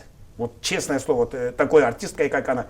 И именно в тот момент сняла ее камера. И я еще не видел такого счастливого лица, когда она сломала себе руку. Вот я говорю, там есть какая-то боль, она счастливая, делает лайф, едет скорая, делает сюда. Мне очень напоминает вот это Юлию Тимошенко. Помните, ее вытаскивали на носилках или на этой инвалидной... Вы хотите сказать, что это постановочно? Да, 100%. Это как и постановочно было, когда, помните, Константинов себе сломал ногу и забывался и начинал ходить в гипсе.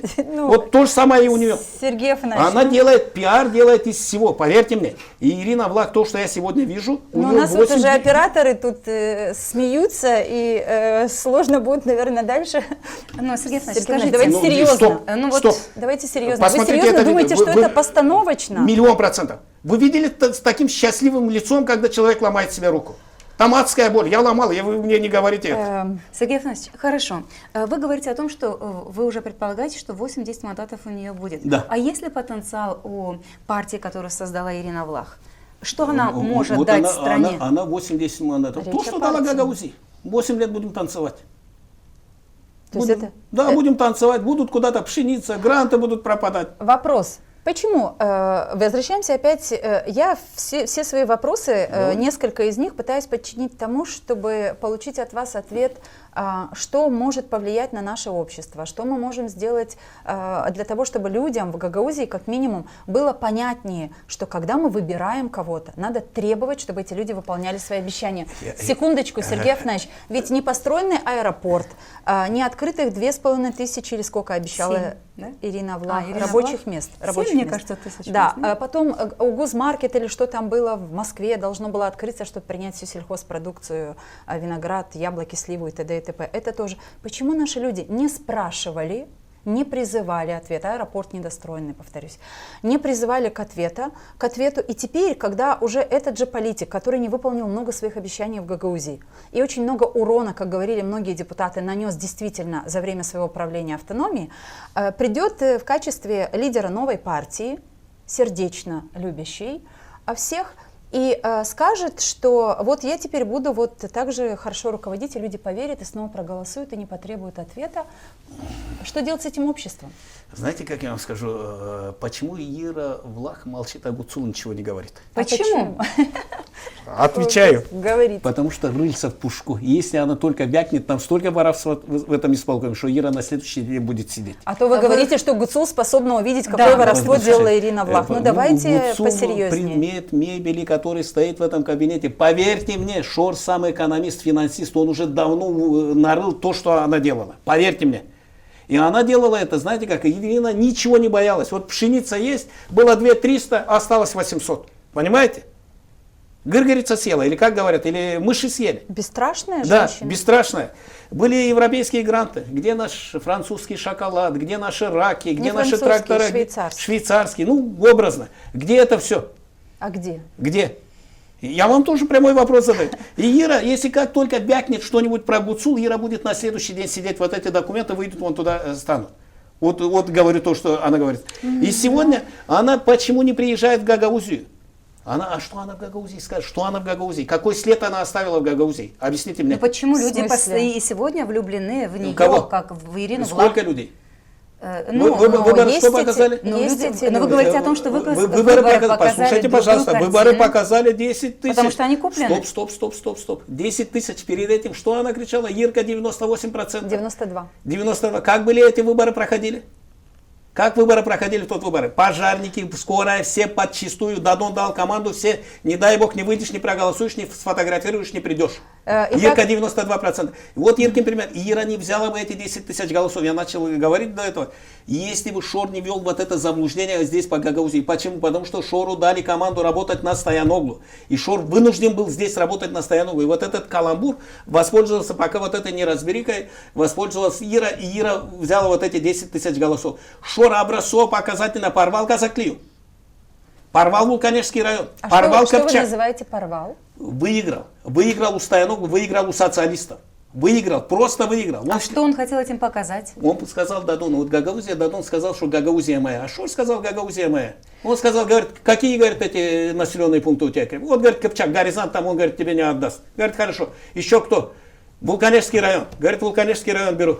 Хочешь, говорит, еще и Казаклию возьму, где Киксал.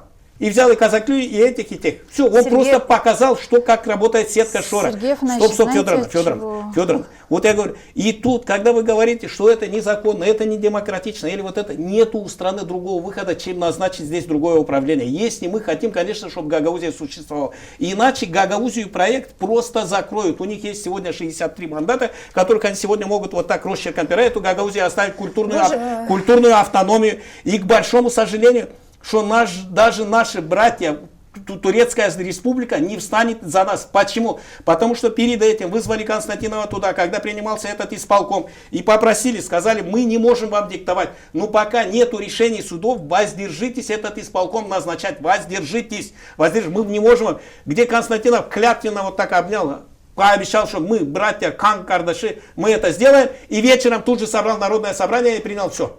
Вечером собрал, ночью, помните, когда принял? И люди, которые кричали, вот здесь говорят, что подкуп, потом кричали наш Башкан, выступали там с самыми пламенными речами, а сейчас говорят, что Шор их кинул, делают партии и пытаются опять стать прогагаузскими политиками. Знаете, что меня сейчас в том, что вы сказали, что очень неприятно, но зацепило ухо. Вы говорите, Дадон сказал, я выиграю Гагаузию, Гагаузия моя. Шор сказал, я выиграю Гагаузию, Гагаузия моя. Сергей Афанасьевич, ни один гагауз-политик, представитель политической элиты не нашелся, чтобы сказать, подождите, Гагаузия наша? Гагаузия наша, прежде всего гагаузов. Может быть, в этом главная проблема нас, как гагаузского общества? У нас не находится людей в Гагаузии, которые скажут политиков с именем, с влиянием Здесь на возникает общество. вопрос, что Всё с нами гагаузами? сначала, с нами Что с нами Что с нами С нами гагаузами? гагаузами коллапс. Вот я вам говорю. То, что сегодня Ну Гагаузия... так нас тут нет, Вот вы послушайте, понимаете? Борются правильно, тут, состязаются Додоны, Шоры. Я почему вам сказал, что сегодня вот Шор осла, вот наспор назначит осла, поставит осла и выберем осла. Нет, я выбирать не буду, но выберут, за деньги выберут. Я говорю, стыдно это говорить это про свой народ, но народ это уже показал. Кто такая Гуцул? Да про Этули, вся Этулия знает, кто она такая. Не говорите, пожалуйста. Понимаете, я молчу, говорю вот так вот. И сегодня выбрали ее. О чем вы говорите? Но вы, Вулканежский район, я помню, будучи в 6-м созыве, представители Вулканежского района постоянно говорили о том, что вот Вулканеж там не уделяется должного внимания, внимание уделяется Чадырлунге, внимание уделяется Камрату. А Вулканежты Вулканежты страдают от того, что вот нужен Башкан от Вулканежского района, который... Просто у двух представителей Вулканежского района оказались самые мощные покровители денежные. Вот потому и вышли во второй тур два Вулканежских района. И социалисты, партия богатенькая, и богатенький оказался и Шор. Ну, Шор... Извините, вы знаете, денег меня больше. здесь вот что беспокоит. Да, вы сказали о том, что, возможно, выборы депутатов Народного собрания Гагаузии в этом году не пройдут. Но в этом году однозначно пройдут парламентские выборы. С каким результатом должны пройти эти выборы для того, чтобы страна продолжила свое развитие? Чтобы страну не охватил такой же хаос в целом, как сегодня нашу Гагаузию? Ну, знаете как, вот я вам скажу мое видение, как бы, что я вижу. Выборы будут очень сложные, парламентские выборы. Парламент будет коалиционным. Но это не так страшно. Кто с кем будет входить в коалицию, вот это пока неизвестно. И у кого будет решающие как бы вот эти мандаты. Вы когда говорите не так страшно, знаете как, мы перед этим говорили, что... Так говорит демократия. Нет, это не так страшно. Оставьте эту демократию. Демократия, как Черчилль или кто сказал, это самая худшая форма правления или лучшая, пока не придумали другую. Вот так вот, говорю, как она есть. Вот мы все знаем свои права, но никто не хочет знать свои обязанности, понимаете? Вот, и мы считаем, что демократия, вот как бы у нас получается, мы все требуем, но от нас отдачи, чтобы не должно было никакой, понимаете? Вот, Тут то, что мы говорим сейчас, вот эти выборы, вот в чем чревато последствия. Я вот сказал, коммунисты выбирали лучших из лучших. Социалисты лучших из худших. Это выбирают худших из худших. Ну, с этого фланга, с левого фланга тоже нету специалистов, понимаете? Нету руководителей, нету, я не вижу там вот этих как бы министров, вот этого. Я не вижу и на том, и на левом фланге. Вот которые даже если начнут избираться, понимаете? А кого вы называете левым флангом, чтобы тоже понимать? Допустим, партия МАН, если уж говорим о предстоящих парламентских выборах. Это какой фланг для вас? МАН это центристы. Вот они будут по центру стоять. Будет проевропейская партия, будет партия как бы российская, вот этот фланг будет. Партия вот сердцем. Сердце, знаете как, сердце пытается заручиться поддержкой и турецкой стороны, и азербайджанской стороны, и российской стороны. Кто будет на нее ставить, она бегает вот так, как белка в колесе, и пытается заручиться чьей-то поддержкой. Но у нее в чем шанс ее этой партии, в чем ее шанс? Пока никто не работает, она работает. Как мы говорили, вот как этих бабушек, оденет опять бабушки на сережки, кому-то платочек на шее, с кем-то вот так пойдет, обнимется, поцелуется. И на этом, вот я говорю, я сегодня вижу у нее 8-10 мандатов. Вот сегодня вижу. Если, конечно, кто-то не вытащит скелет из шкафа. А какой скелет в шкафу? В исполкоме куда ни копни, везде скелеты в шкафах стоят. Вот если начнется какая-то проверка вот по прошлым вот этим деяниям, я очень уверен, что там очень многое накопает. Вы сами говорили тут, что судебная система в Молдове оставляет желать лучшего, и мы видим, знаете, что многие дела Я говорю про на месте. судебную систему, а тут у нас идет про правительство, про руководящую власть. И поверьте мне, знаете как... Своя рубашка всегда близко к телу, и когда запахнет как бы жареным, поверьте мне, будут очень такие резкие решения, и судьи начнут работать, и все начнут работать. Пока это дело их не касается, как бы они так считают. А есть у вас оптимистичные сценарии развития ситуации в автономии и в Молдове? В автономии только мы, автономия, не должны сегодня вмешиваться в ситуацию, то, что творится в стране. Мы должны уйти от вот этой политики внутри страны. Мы должны сегодня заняться чисто своей автономией. Чисто своя Но автономия. никто не занимается автономией. Послушайте, вот говорю, чтобы чисто, чтобы сегодня это, я говорю, опять сигнал Кишинева. Если вы хотите, чтобы не было здесь геморроя, назначите сюда руководителя. Обязательно отсюда, из Гагаузии. Вот это слово было некорректно. Какое?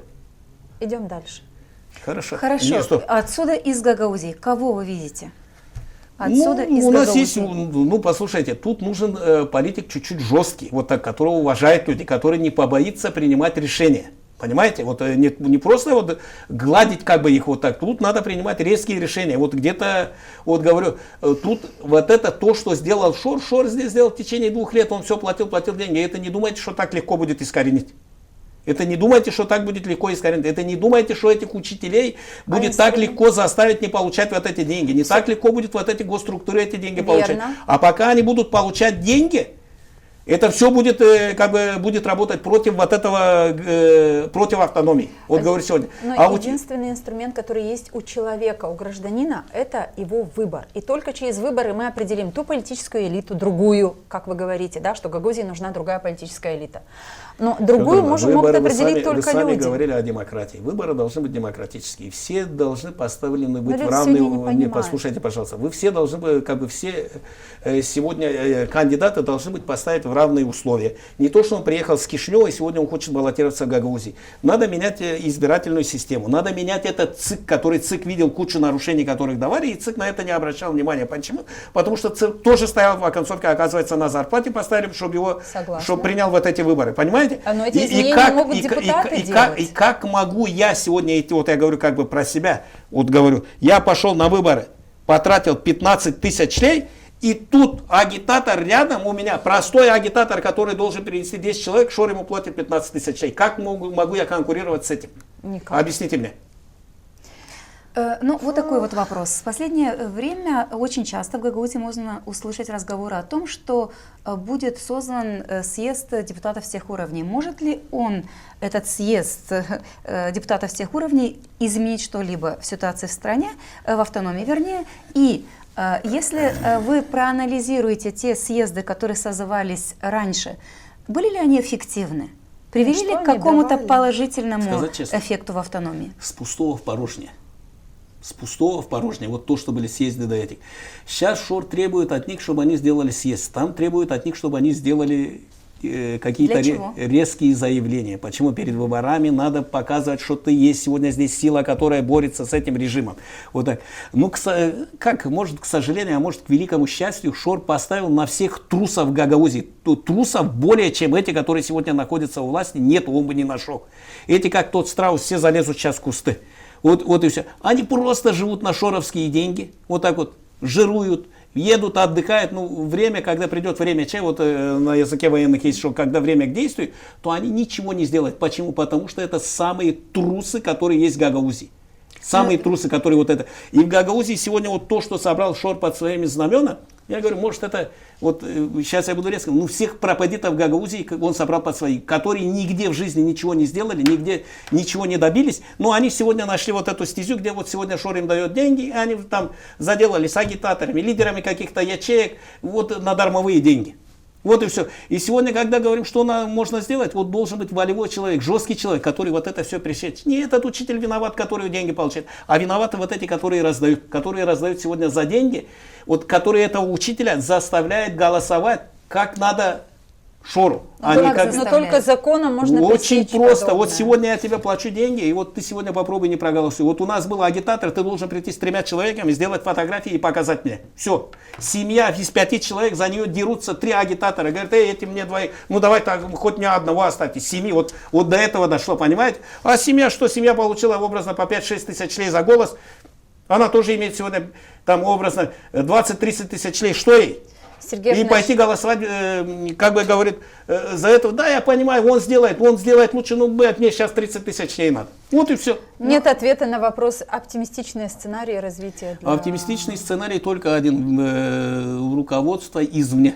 Я говорю, Гагаузия по-другому перестанет существовать. Я вам говорю, если не будет руководства извне, значит Гагаузия или на парламентских, перед парламентскими, или на парламентских взорвет ситуацию в стране. Вы так часто об этом говорите сегодня в этом выпуске. Вы уже кому-то озвучивали? Я не озвучивал. Или это здесь? Как?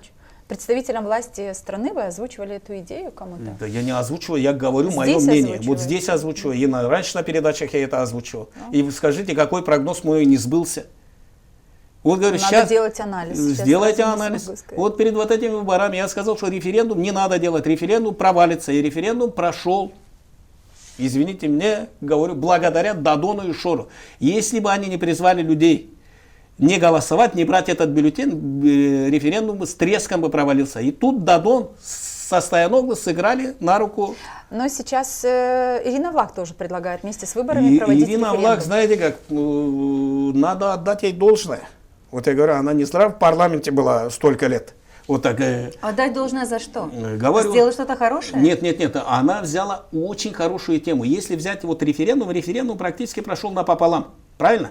Если бы Стояноглу с Дадоном не призвали своих людей не выходить, значит референдум не прошел бы. Значит, большая часть, выходит, была на той стороне. Ирина Влах вышла со сломанной рукой, опять пиар-компания, как я говорю, с косой это Юлька, чтобы ее пожалели. Вот я даже со сломанной рукой выхожу, чтобы за народ думаю. Если она выходит, она инициативную группу сделает, она быстренько это сделает, чтобы о нейтралитете страны. Новый референдум о нейтралитете Но страны. как нейтралитет закреплен в Конституции страны? Он закреплен. Какой референдум еще нужен? Послушайте, пожалуйста, дальше. Пожалуйста. Она в беспроигрышной ситуации. Это вы понимаете, что референдум нужен. Она, а для, да, а для а народа, популизма послушайте, сколько? вы представляете, какое поле для агитации она делает для себя. Если референдум не разрешает, мы просили, мы за нейтральный статус страны, вперед. Если вдруг этот референдум разрешат, это из 1% разрешат, у нее опять поле для выборов. Она опять выходит и говорит, вот мы единственные, кто вышли. Она здесь ударила в точку.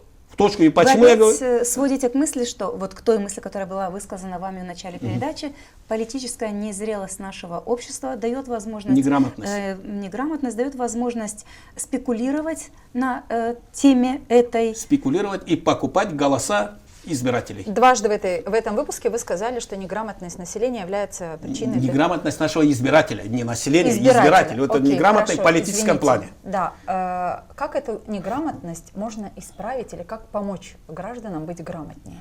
Знаете как, как помочь? Вот знаете как, у нас все против Европы.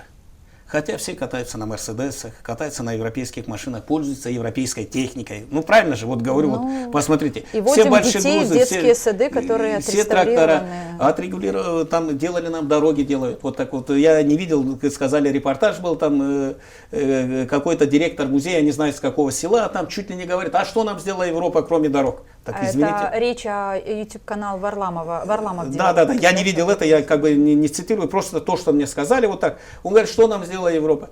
И приходят там мельница. Кто сделал? Европейский Союз выделил деньги. Сюда в садик идем. Кто сделал? Европейский Союз выделил деньги. Стадион кто сделал? Турки выделили деньги. Туда лицей кто сделал? Турецкая сторона выделила. У нас больница турецкая. Освещенная как бы это энергосбережение, вот это кто выделила? Европа выделила. Кто выделил? Где кто когда-нибудь сказал, что Европа выделила или турецкая сторона выделила деньги у нас в Гагаузии? Кто-то сказал об этом? Даже те учителя школы, где был ремонт, сделали, они на эту вывеску вот так проходят быстренько, чтобы никто как бы не увидеть ее. Давайте называть вещи своими именами. Если вот прежде чем делать было вот этот референдум, он должен был, во-первых, быть консультативный, не какой-то такой навороченный, а консультативный референдум, чтобы узнать мнение людей, куда мы должны идти дальше. Сначала надо было людям обо всем этом сказать. Но перед этим должна была быть быть. информационная кампания. Вот посмотрите, вот это сделала Европа, вот это сделала Турция, вот это сделала образно эта страна, вот это сделала вот эта страна. И вот посмотрите, люди, пожалуйста, куда мы идем дальше. Вот это было бы демократично, как вы любите говорить, что про демократию. Вот так было. А сейчас... Сергей Афанасьевич, вот слушая вас в этом выпуске, мы вас давно знаем. Мы работали, на самом деле, ни для кого это не секрет, если кто-то смотрит нас из Гагаузии, что мы в 6-м созыве Народного собрания Гагаузии работали с вами вместе. Я-то знакомая, знаю вас еще раньше. Знаете, в завершении этого выпуска я хочу задать такой вопрос. И этот выпуск в том числе подтверждение того, что вы человек импульсивный, эмоциональный, очень активный, и таким были всегда. Во всяком случае, я вас всегда таким знаю. В вас все еще живет вот этот хулиган, который прокалывал шины, который мог размахнуться, а может быть и ударить Башкана, спикера НСГ? Или с годами это отошло? Знаете, как я вам скажу, вы говорите импульсивный. Я такой, знаешь, как более такой правдолюб, не импульсивный. Я привык, если слово сказал, я за свои слова отвечаю. И если Башкан думает, что он сегодня огородился сегодня вот кучей людей и позволяет себя над этим народом издеваться, вот так вот, извините, поверьте мне, быстренько кара его настигнет. В моем лице или в каком-то другом. Вот так. У меня это не ушло. Вот я вам говорю, как оно есть. Я сегодня за свою страну, за своих людей буду стоять горой. Понимаете? Не позволю, чтобы нас втащили в какую-то конфронтацию. И даже с теми скатами, что у нас было? Где был Толик Кара? Куда послал их Формузал тогда? Все поехали в Россию учиться делать госпереворот. Правильно? Вы говорите об Анатолии Кара, да, которого потом я бегал и вытаскивал. Бородавка Шора, которая там на телевидении, которая стоит, вот это ведет вот эти передачи. Вот так. Мы не говорим ни про кого, мы просто сказали. Вот знаете как? Она прекрасно вот это знает. И сегодня дело касалось тогда, у меня тогда получилось, что, как вам сказать, приходят родители, говорят, вот мои дети едут учиться. Я говорю, куда? Вот на бюджет поступили туда-то, туда-то. Я извиняюсь. Я так смотрю на этих детей. Я-то ребят знаю, сорванцы. Они, знаешь, как умные, грамотные ребята. Но учеба не для них. И чтобы они еще на бюджет поступили, такого не бывает. Как начинаю выяснять, их посылают туда на переподготовку. Ну идите сюда стоять. Формузал история о Ростове-на-Дону. Да. Формузал кучу охранников около себя, и он думал, что он от этого отгородился. Извините, кара настигнет. Ну вот, к чему я этот вопрос? Одновременно с этим мы с Еленой Федоровной, готовясь к этому выпуску, и почему мы хотели бы это сказать, в том числе и нашим зрителям. Тогда, когда мы вместе работали в депутатском корпусе, 6-м созыве, очень многие, невзирая на то, такой, какой вы есть, и вы о себе сами говорите, вы любитель сказать правду, очень многие законодательные инициативы в 6-м созыве Народного собрания Гагаузии, неважно, кем они были инициированы, но очень много голосов было при вашей поддержке собрано для того, чтобы тот или иной закон стал законом. И это тоже отличительная ваша черта. Считайте, что я вам сделала здесь комплимент, и это делаю всегда открыто, искренне. И очень хочется, чтобы ваши мысли, которые вы высказываете вот в этом выпуске, высказываете в других студиях, чтобы ваши мысли были услышаны людьми, и надо искать сторонников. Вот мы здесь с Еленой Карамид все делаем для того, чтобы людей, которые размышляют по разным вопросам, по-разному, было бы больше, и чтобы мы объединялись вокруг того, что есть общая повестка дня. Надо, чтобы объединенная жила Молдова, и чтобы объединенной оставалась Гагаузия. Я как бы в конце скажу, нет, вот вы сказали, спасибо, как бы то, что вы сказали, многие законы вы принимали, ваша команда принимала, очень хорошие, очень грамотные, стоп. И я говорю, что-то делаете вы лучше, чем я, что-то я делаю лучше, чем вы. Поэтому и вот и была команда сплоченная, и прошли столько законов, которые, к сожалению, это народное собрание просто-напросто уничтожило. Лучшее, что может сделать каждый гражданин, как мне кажется, нашей страны, это открыто говорить о проблемах, говорить об этом корректно, но искать сподвижников, находить единомышленников и объединяться вокруг здоровых идей. Это, мне кажется, может спасать автономию и страну. Мы говорим вам спасибо, что в этом выпуске были вместе с нами. Гостем нашей студии сегодня был Сергей Чернев. Ну, горячий получился разговор, по-моему, но, в общем-то, мы это определяли с самого начала. У нас будут разные дискуссии, сегодня получилась такая. Мы все хотим достойных условий жизни. Мы все хотим качественной медицины. Мы все хотим хорошие дороги и коммуникации. Мы все хотим высокие зарплаты и пенсии. Мы все хотим, чтобы работали законы. Мы все хотим лучшего для Молдовы, и это нас объединяет. Значит, мы единомышленники.